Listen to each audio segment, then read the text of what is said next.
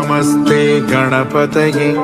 त्वमेव प्रत्यक्षं तत्त्वमसि त्वमेव केवलं कर्तासि त्वमेव केवलं धर्तासि त्वमेव केवलं हर्तासि त्वमेव सर्वं खल्विदं ब्रह्मासि त्वं साक्षादात्मासि नित्यं त्रितं वच्मि सत्यं वच्मि अवत्वं मा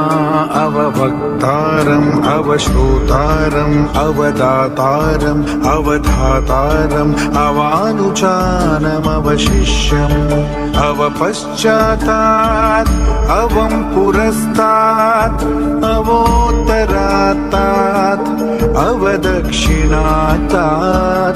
अवचोर्ध्वात्तात् अवोदरात्तात्